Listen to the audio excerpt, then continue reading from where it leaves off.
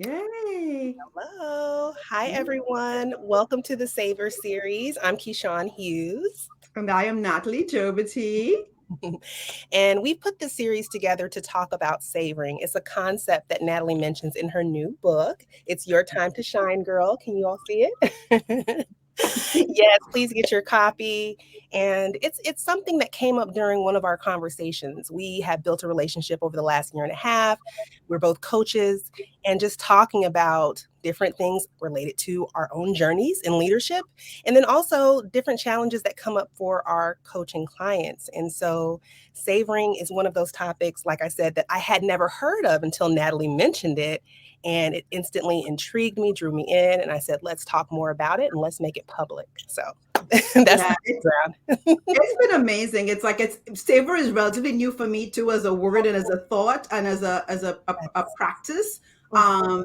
But yeah, I just love this series we're doing, Kishan, because I think we're unpacking things that even we don't even know we know or don't know.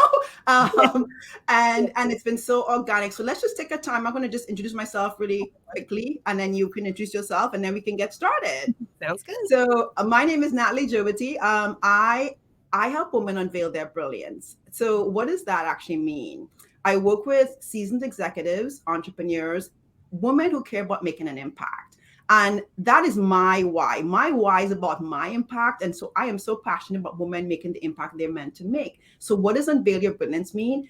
You can't, I believe strongly that you can't fully make that impact and stand strong in your purpose until you know who you are, how you're designed, and what you're here to do. So a lot of what I do with working with women is helping them get that clarity. But more importantly, often it's removing all those obstacles, the negative mindset, the imposter syndrome, the faulty narratives, the insecurities, the fears, all the things that block them and make them play smaller than they need to play. I Mhm. help them remove those blocks and walk more solidly in their purpose because now they actually know this is what I do. This is why I'm great. This is what like their secret sauce, their sizzle, their strengths, their superpowers, all the things. We unpack all of those good things.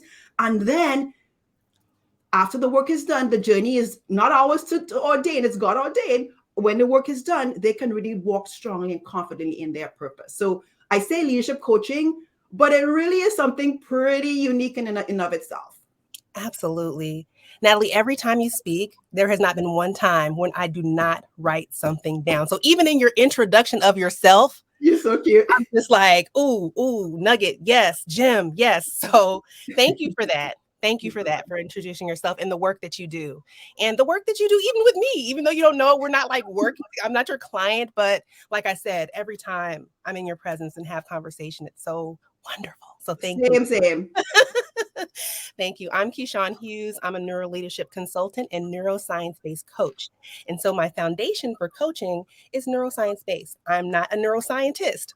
I learned about the brain as a regular person. My background, my career has mostly been in marketing and project management for almost 20 years. And I enjoyed what I did. I loved it, but I hit a season of burnout. And so that began my own really deep personal development journey. And I discovered leadership and neuro leadership principles. And it just awakened me. It gave me language, it gave me structure, framework, and I learned it for myself, practiced it for myself in corporate. And now I do it for others outside of corporate. I'm fully a neuro leadership um, personal coach, and I work one on one with clients, and I work with organizations as well. So I come in and do trainings with teams, and I absolutely love what I do. The principles that I share, they're practical, they're proven for myself individually, and then for others, and they help people to feel not burned out, the opposite of that.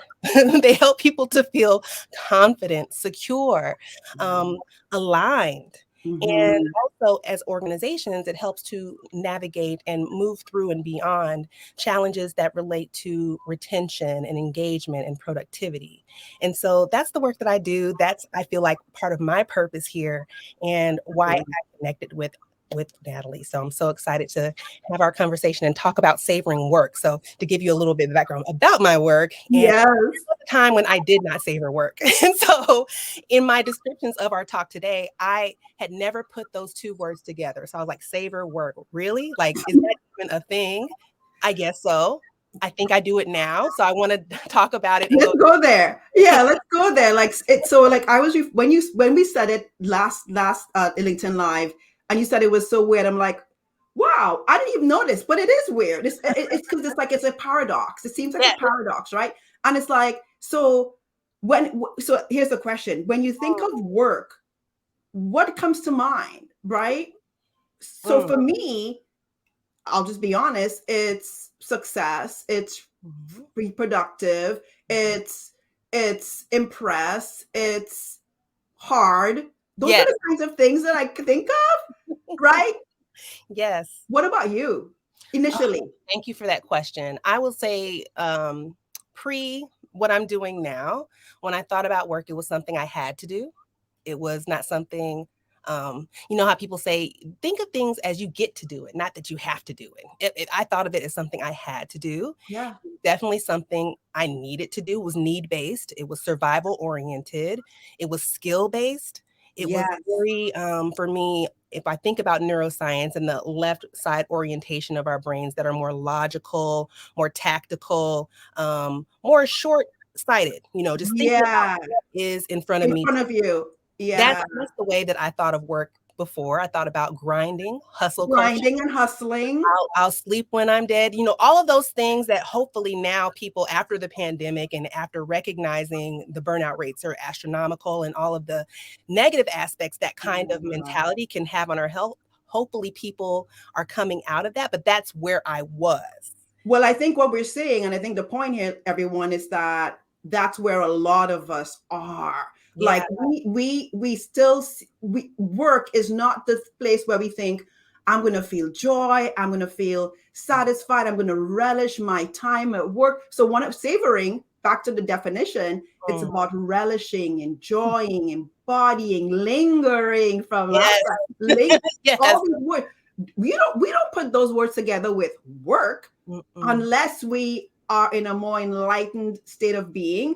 And Mm. so so when I was thinking about what we're going to talk about today, I thought to myself, my old self, you Yes. know, I did well in my career in my so I want to pivot in a minute, but I want to say this. I did well in my career as a market researcher. Mhm. I figured out how to make myself work within that structure and Mhm. that environment and that Yes. sort of so but one of the things that I'm very aware of myself today, I was never meant to thrive in a confined petri dish. And I Yeah. say petri dish because I know it's one of those words where I was speaking with a client one time about her work environment and I used the word petri dish. And I'm like, petri dish, they Yeah. either work for you or Mhm. against you, right? Wow. If you're in the wrong petri dish, you're not going to thrive. That environment is not enabling you to thrive.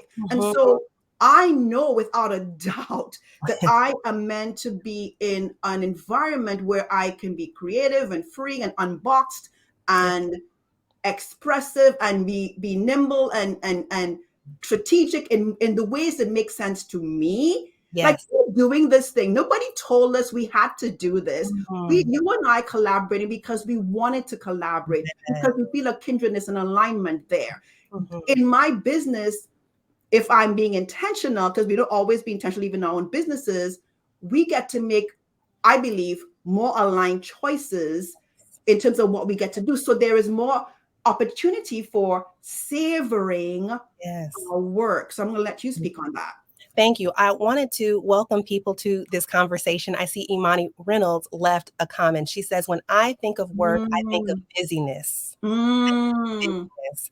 Absolutely. Absolutely. Yes, I can Yamani. remember being in that space of always being busy. Actually, that brings me to a thought of when, like my voicemail recording, when someone would call me, I would say, you've reached Keshawn Hughes. I'm extremely busy now. If you could just leave your message, I'll get back to you in a second. And that was like, for me, like, A badge of I just honor. thought about saying that. Yes, A it was. badge of honor. Yes, Busyness with work is a badge of honor. It means like yes, I'm doing the thing I'm supposed to be right. doing. Hmm.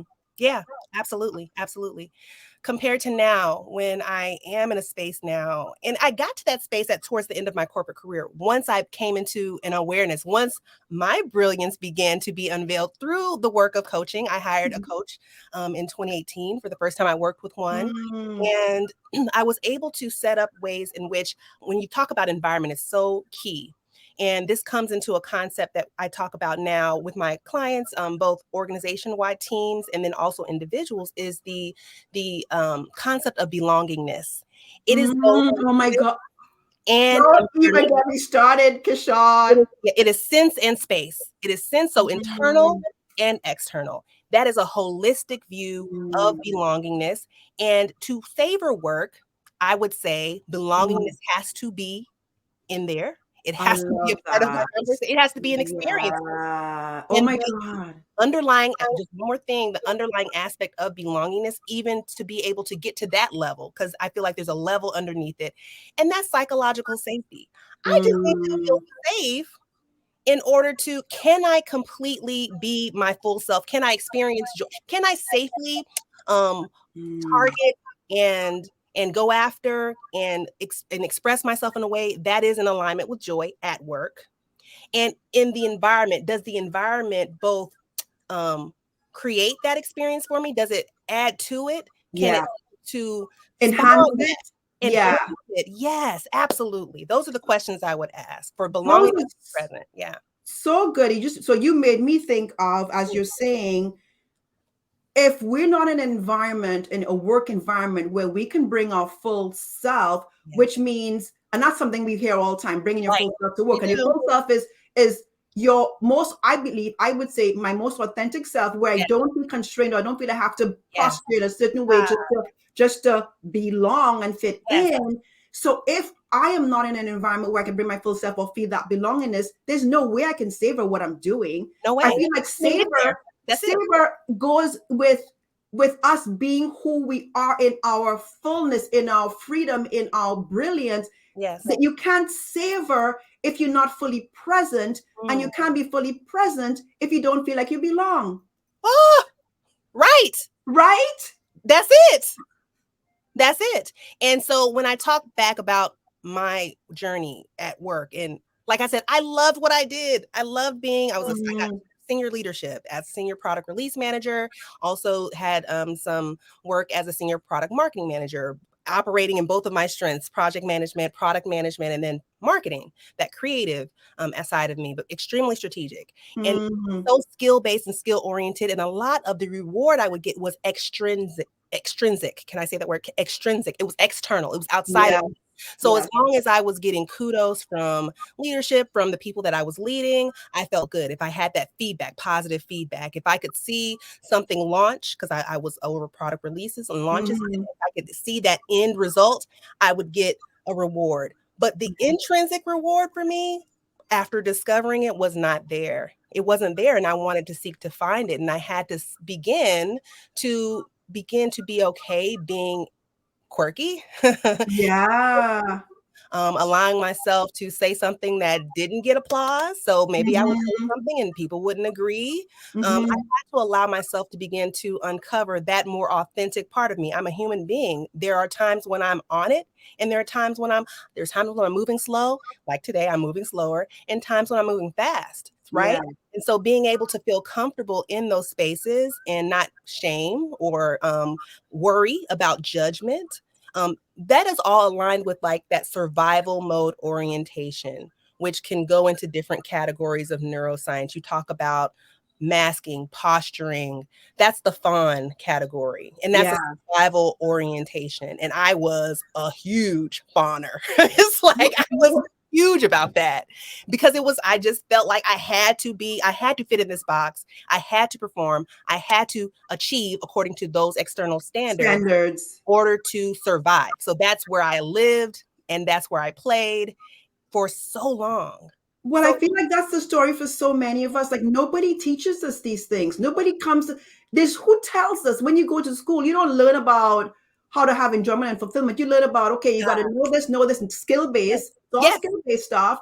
And then mhm, you get out into the working world and you're hustling because you want to do well and you're doing all the things. Especially as Black women, we have yes, even a deeper hustle because it's like about we have to prove to ourselves, to our family, to our people, yes, that we good and we worthy and all yes, this stuff. So the extra mhm, layer of all that.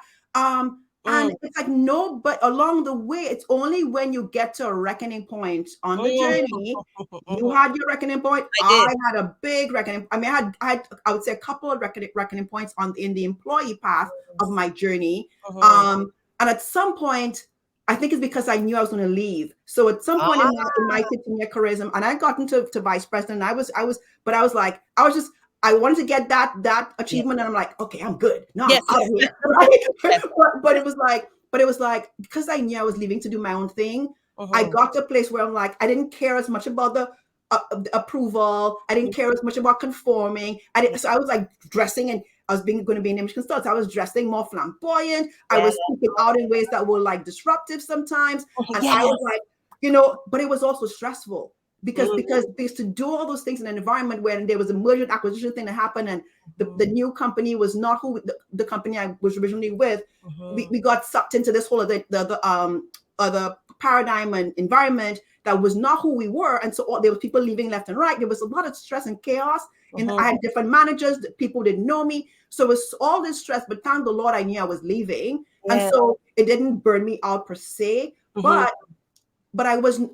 I can't think of. When I think back on that 15-year career, what I'm remembering, so the things that are in my memories are, because I love to write. So I would write the best proposals. I would write amazing reports to my clients. So I'd be like, I want my client to see these headlines and be like, yes, like all the things that lit me up. But when I think of all those hours that I spent for 15 years in that environment, I have very few memories. I have very few memories where I'm like, I'm in the zone and I'm loving it.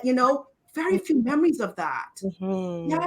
That when I hear you say you had very few memories, it's because the part of our brain that's tied to memories is very close to our limbic system, which is our emotional orientation, which drives behavior.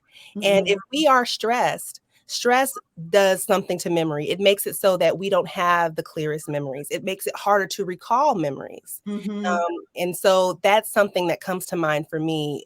When I think about the best parts of my career, also, they were those times when I was the least stressed, when I was the most in my body, in the zone. Yes. Yeah.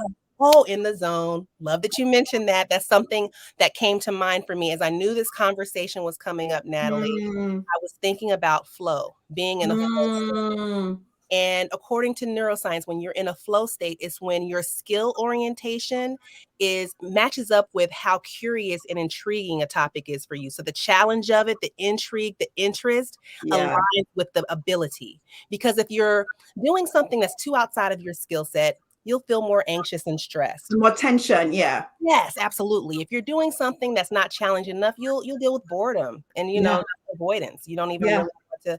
And so you want to have that great mixture so that you can have an opportunity to experience flow. And when you do, it is the best experience. And what I've been able to recognize through this savoring series, contemplation, thinking about savoring as it relates to all of the different aspects of our lives, work in particular, is I savor work now because I have a sense of belonging. I have a sense of purpose. I embodied it, and my inside matches my outside. That's well. That do you know? You may not even know this. So that's what I say in some of my copy. I say when you're in your brilliance, your outer shine matches your inner one, because that's a whole story. You have time to get into unpack that, but one of the things I know for sure, because so interesting, because my first entrepreneurial journey was as an image consultant. It was all about how do I present, dress for success, look like whatever I want to be. And it was it was some internal stuff, sure, but it was a lot of the external, the look, the image, the hair, the colors, all that. And I loved it until I didn't. What I didn't know at the time was that because I go deep with everything, at some point it became superficial to me, because I am about, so it's the inner self. The work I do now, women come to me for branding, for strategic things, all that stuff. And all that's great. And I love it. And I'm good at that stuff. But until we can work on her inner brilliance to make it come forth out of her, she's not going to be doing the thing that she's meant to do and designed to do. So that the inner self that has to come out and shine outward. So after we get it mixed up, we think it's the outer shine that has to then reflect back to the inner. That's the wrong way to do it. So, oh my God, this is such a great conversation. I look at the time in like 10 more minutes. I'm like, what? So good. And That we is have it. people chiming in here. Oh my God, living on Yes. purpose. Yes. Somebody saying purely in alignment. Yes. Somebody saying this is a great talk. Thank you. Thank Like we are you. just ripping in as usual, y'all. We just do our thing. That's what we do. We come together anytime. We volley in this way, and one idea sparks another. When you say your outer shine matches your inner shine, it reminds me of something that I say in every space that I go in as I'm doing my work. I'm helping people learn to lead from the inside out. Wow. And Oh my gosh. honestly, we already do. We already do. And sometimes we don't recognize that. If your Yeah. outside is not fulfilling, there's something that's inside That's that's all. That's not. connecting that. Yes. And it's creating that experience. So we can all, but to Mm, understand it in a way where I want, okay, now that I'm intentional about leading from the inside out, how can I make my inside feel as healthy and whole, yeah. brilliant as possible, confident as possible? Let me just do my internal work and trust that when the internal work is done, Yes. outside will shine as It a will natural shine. result. It will shine in a way that people will start saying things to you. They Yes, will start complimenting you, not on how you look, but yes. on your energy, your essence, your Mm, vibe. your Your it, essence. yes, it's Yes, it's a deeper, it's a more richer rich. experience of who you are because your insight can fully flow out of you. Yeah. Because often when we're in the wrong environments or when we have unhealthy mindsets and all these things, Mhm. our inside, the true shine is blocked. It is Yeah. blocked and it's armored up or it's shielded. Mm, It cannot come out. And so we're posturing this like I'm doing okay, I'm all this, but mm, in reality, it's just a smoke screen, right? It's not the so when that shine is pure and real and brilliant, mhm, there is an undeniable impact you will make in your sphere, ladies or mhm. men. I don't know if men Yes. is listening to people. For humans, yes, yes. Humans. Yes, human people, when you do the things that we're talking about, and these are lived experiences. I feel like we're both talking from our own individual experiences and then what we've been able to see happen with the people that we now connect and work Yes, with, right? And so, absolutely. yes, I mean, absolutely. that whole like so like I just had one client who literally she gave me this great analogy from the work I used to do with because we spent a year working together and it was a lot of work on getting that inner brilliance out and finding her purpose and her standing strongly in that. She Mhm. said to me, Natalie, what you do is kind of like, which is funny because I used to be an image consultant, it's like that wardrobe reveal on Yeah. in makeover shows. It's like ta-da, and there she is, and she's all transformed on the outside. But Yes. what you do is the inside is now like unveiled and it's like Yes. ta-da and that shine it's like I'm like that's so good oh my So god like she good. came up with that wasn't me but Yes. no yeah it's like it's the work the work I the more we coach and the more people that we work with the Mhm. more we see these principles play out right Absolutely. and what I want to pivot to real quickly Keshawn, Mhm. is Yes. this notion of I don't want to so I work with employees and entrepreneurs, and Yes. I'm sure you do too. And so Yes. one isn't better than the other. But what I Right. can say from my experiences, I was meant to be an entrepreneurial. Like some of us are wired Mhm. to do our own thing, to blaze our own trail, to carve our own path, and to do it our way because we cannot thrive and flourish in restricted or structured Mhm. environments. And when Yes. you know that about yourself, you can be free to go and be you. Mhm. Others of us can thrive in healthy corporate Yes. That's the key. employee employer environments. Yes. But it has to do with a lot of you have to be very self-aware. You have to Mm. have good boundaries. You have Yes. so much of what I talk about in this book about the boundaries are like everything. Yes. That growth mindset, Mhm. everything. That Absolutely. like knowing who you are and your strengths and what you're bringing, Mhm. everything. So when you Exactly. come from that place, you Mhm. can thrive in a corporate more structured environment Yes. and be savoring those experiences. Oh, absolutely. I wanted to add to that. Yes, I do work with people who are employed, 9 to 5 people who work in corporate settings, and then also entrepreneurs and entrepreneurial people, people who have multiple things going on, right? And Mhm. sometimes what I find is that people want a meld of that. They want to be intrapreneurial within their organization. And they can do that once again if they do have that healthy structure. I think about barriers. What are the barriers to being able to savor your work?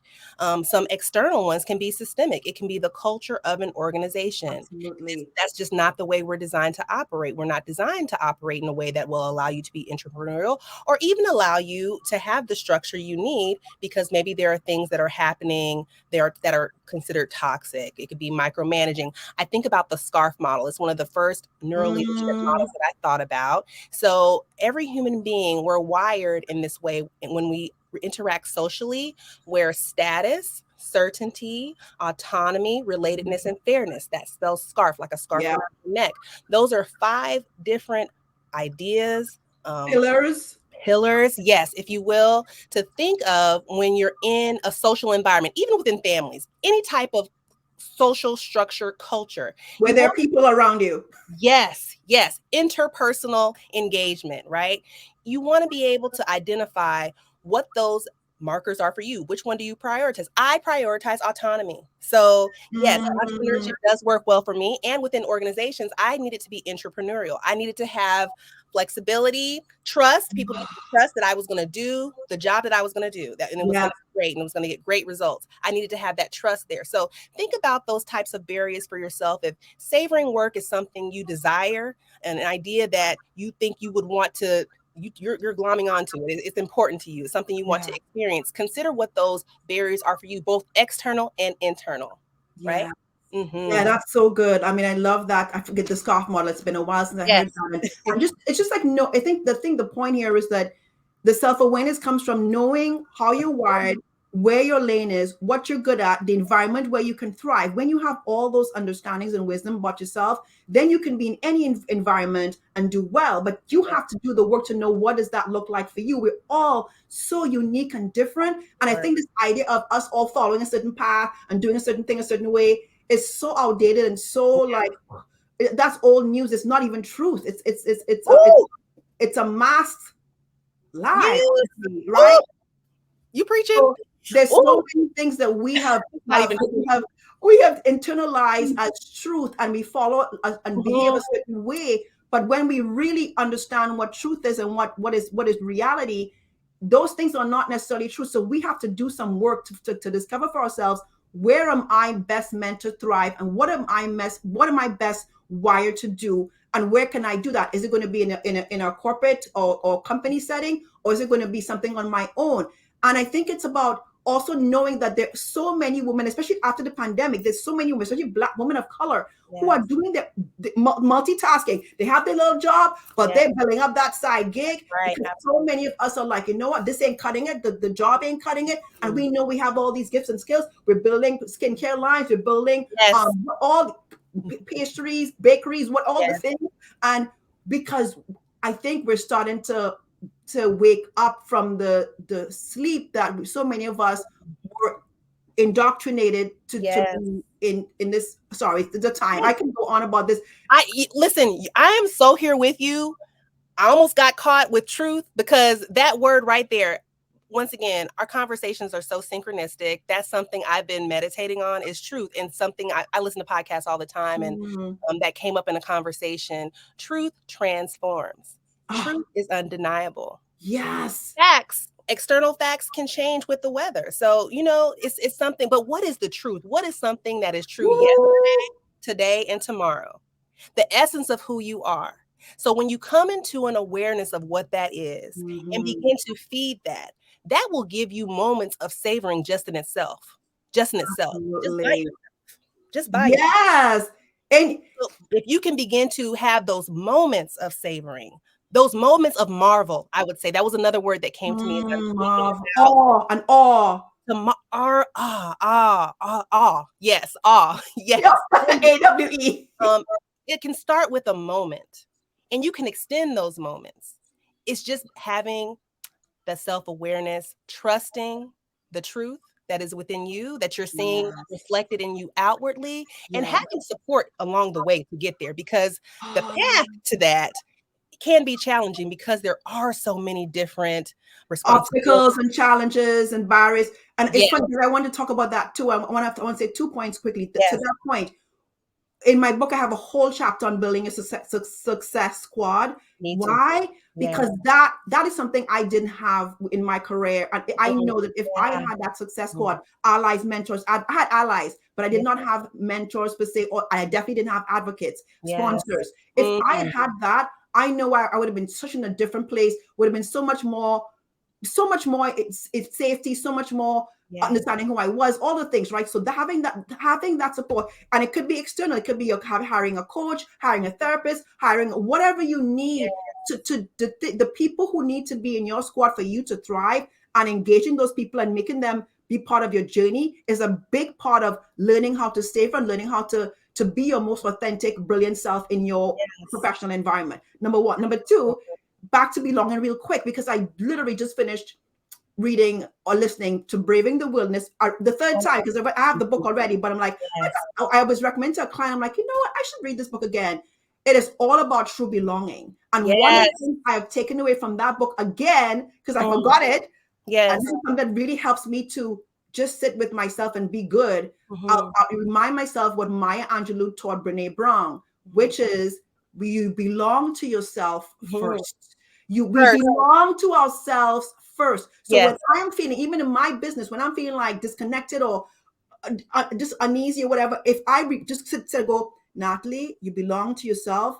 Mm. There is a peace, even just saying it right now, Ah, there's a peace and calm that comes over me in a sense of agency. And yes. I got this, but not just I got this in my mind. I got this in alignment with my truth and with the universe and with God. I'm walking my purpose and I'm okay. So whatever it is that is making me feel disconnected or stressed out or whatever, if I can just breathe and be like, I belong to myself, it means that it's anchoring for me that I can do the things that will help me to succeed, not to succeed from a striving, but from a Being fulfillment, from fulfilled. an Yes. impact, from Hmm. a flourishing perspective. Yes.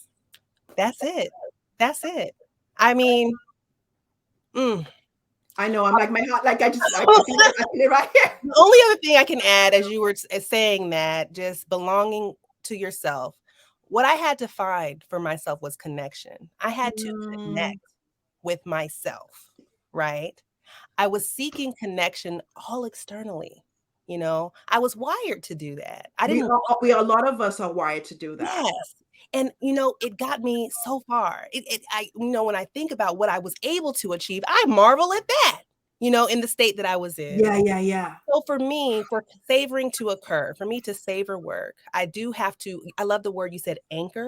Mm, I want to feel grounded in my truth. I want to feel healthy yeah. and I want to feel connected. And Yes. then that begets connection with others. It begets belongingness that just I thrive in environments because I go into these environments belonging to myself, connected to I'm myself. getting goosebumps because I think the big takeaway for me, I don't know, maybe there's always a few takeaways, but the one Yes. right now for me is until we belong to ourselves, we Mm, cannot belong to whatever environment we're in. And if mhm. we try to, as you saying, try to make those connections externally, but we don't have that internal connection with ourselves, Yes. it's not going to cut it. It's going to be a frayed connection point, Ah, frayed, not secure, not yes. stable. That's Only when we belong and we stand and we're like, I am good right here on my mountain, whatever mountain you're on. I say this. I belong to myself. I belong to God. When those two, I'm like, I'm good. No Yes. matter what is in front of me, okay, I'm good. I'm good. I Mhm. got that connection Yes. right there, right? So Right. good. So yes, I feel like that's a takeaway. Like back to savoring, to savor in our work, we Mhm. have to first belong to ourselves. And Mhm. that belonging to yourself is a whole journey in and It of itself. is. It is. And I needed support to get it and to recognize it, to come into an awareness, a deep awareness, understanding of it even, and then practice of it. Yes. Daily work. It's a daily practice. And it feels less like work as I am activating my own belongingness and connecting from within. They are intentional actions, they are automated actions. I have now made it habitual for myself. And that is what, and I use neuroscience-based language to describe it to others. That's pretty much how it works for me in a nutshell. I did want to open it up for questions before we wrap up for today. Did anyone have any questions about how to savor work? Maybe you have a situation that you wanted to explore that we could provide some input on. I'd love to have the opportunity to do that. Did anyone have anything else to share about your experience of savoring work? Anything of the sort? We're here to listen, to share, and to hopefully connect. I don't It's see. okay. Yeah. Do you see any? I don't see anything, but it's I don't okay. I don't either. I think, you know what? There's so many mic drops in our conversations. It takes a while to process, right? So they're like, And they said it too in the comments. They said, about being in alignment, purely aligned, and living on purpose. Those are concepts that I want us all to take away when we think about the possibility and the real experience of savoring work. It's possible. It happens. You can go from a space of never even knowing or believing that it can happen to a new truth, or the truth that it absolutely can. It's like that reframe of, instead of seeing work as the things we were talking about in the beginning of the conversation, as the hard, the business, you can see work is whatever those words are. For me, my work is fulfilling. My work is my purpose. My work is, I do get deep joy and like humility to like get to do this work. So work can be reframed to mean something entirely different when you're in that space of being able to savor it for what it is. Yes, it is so good. That is it. I so agree with you. For me, work is connection, connecting with myself and connecting with others. And I'm able to now notice when I'm feeling disconnected, and I have a path to get back there quickly, So that's it for me. Well, thank you everyone for joining us for our third LinkedIn Live on Savoring. The fourth one is coming up on February 14th or it's 15th? The 16th, I think. Yes, let me look and make sure. We're talking about savoring relationships right after Valentine's Day, February 16th, Thursday, 1 p.m. Eastern time. We're going to talk about savoring relationships because that's so important. That's a part of this experience too, this life journey that we're on, and it connects to everything we've talked about thus far. So absolutely. Look at our YouTube channels if you want to follow us there. We put our recordings of this Savor series there. We talked about starting off with savoring self-care. Then we talked about savoring success. Today is savor work. And our last one in this series will be savor relationships. Awesome. I can't wait for that one. Okay. Very good. Bye, everyone. Thank you for coming. Thank you so much.